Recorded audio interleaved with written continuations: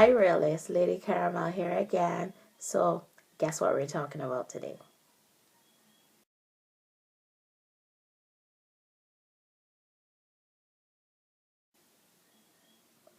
Alrighty, guys. So, to be honest, in my life, um, I don't think my answer to this question has ever been the same.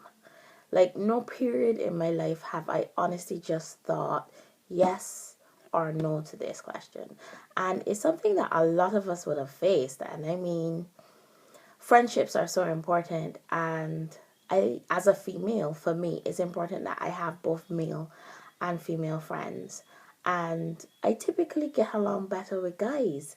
So my thought is just so contradictory though, because on one hand I keep saying no, men and women can't just be friends, but I do have males in my life that I truly am just friends with. So, how can I possibly have an action of one thing and have a belief of another? And that's why it's so confusing, because we're sexual beings, and there's a tendency that you will have a male or a female friend, and at some point one or the other will have some sort of feelings for the other that is more than just that platonic friendship. And I mean, I know guys out there will probably say that it's mostly women, we catch feelings fast. I know y'all gonna say that fast, but it's like, naturally you're friends, and you're typically friends with people that you are physically attracted to as well, depending on the situation in which you've met, because something had to attract you to that person, unless you meeting them was just of circumstance. So let's say you go to school and you are attracted to pretty red-skinned women, then you will be attracted, even if you have a girlfriend, your body language, and you are most drawn to those who are of your type, even if you are not looking for a relationship or looking for a sexual relationship with that person.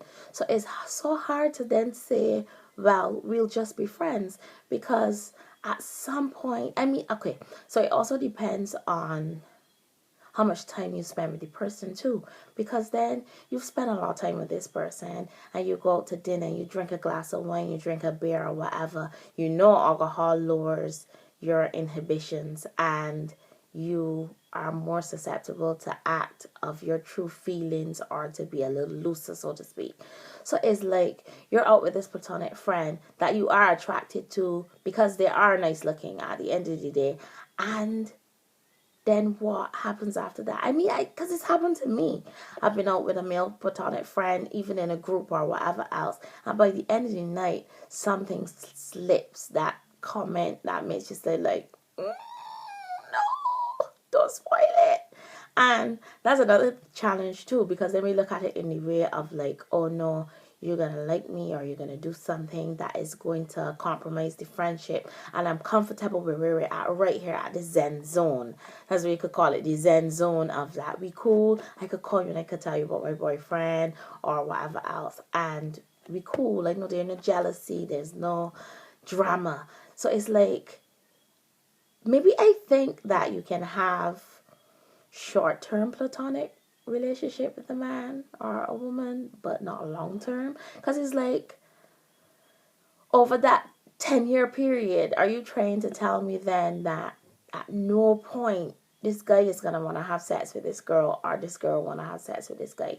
And it's like, those situations, this is how also happened to me, where yes, you're platonic friends, and this guy is in your life, and he comes and he talks about what he's doing with his girlfriend or whatever else, and we girls can't help it but think, well, oh, I wish my boyfriend used to do that.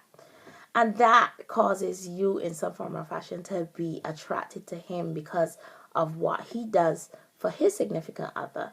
And that's then obviously crossing the line of that platonic relationship.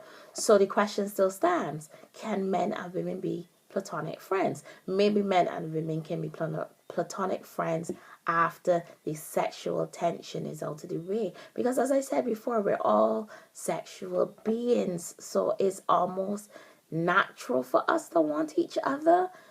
But then it's so important to have men in our lives that we can talk to as females, and vice versa. So it's like, what do you do?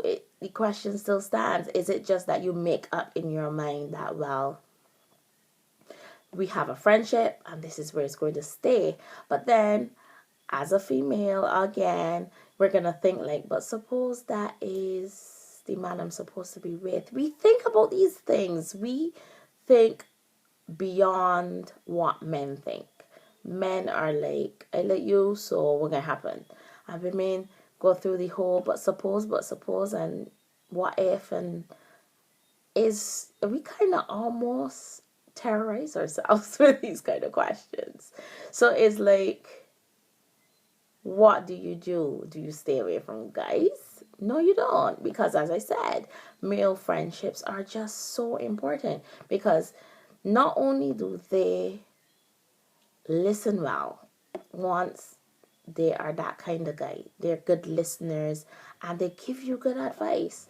They show you different little tricks that men do, so that when you're talking to that guy, they actually can come and be real. And you know I'm all about the real.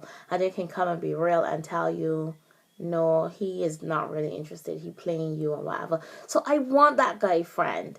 So then it's still, what do you do if that guy friend then turns around and realizes how awesome Lady Caramel is? And like, I want you. Just kidding. But seriously, suppose now the guy is the one who then falls in love, so to speak, and comes and wants to get into a relationship with you or wants to try it. And you're left in this place of like, no. Anyway, this is a really interesting topic to me, and I'm really sorry that I wasn't able to do it with Mr. Anonymous, but maybe I can do a part 2, because I think I need a male perspective on this. Because as a woman, I know, as I said, we torture ourselves with these things, going over and over, suppose not, and maybe not. And I find that even when a woman now is not attracted to a guy in the onset and they become friends, the more that she realizes that he has those positive qualities, he actually gets kind of gorgeous.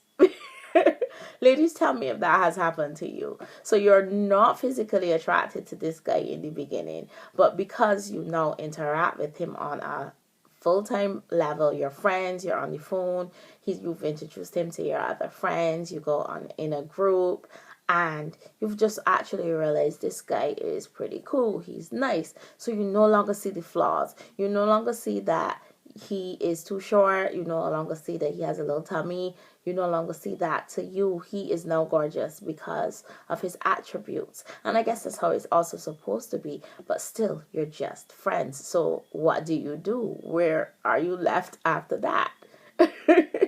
Anyway, guys, I'm going to end it right here before I start rambling any further. I've already rambled, and I'm to the end of this video and I still have no answer for you. So what I'm going to do is I'm actually going to just name this video part 1, and I am going to collaborate with another person, both male and female. We'll even do it in a panel, and we are going to see what guys think versus girls on this issue.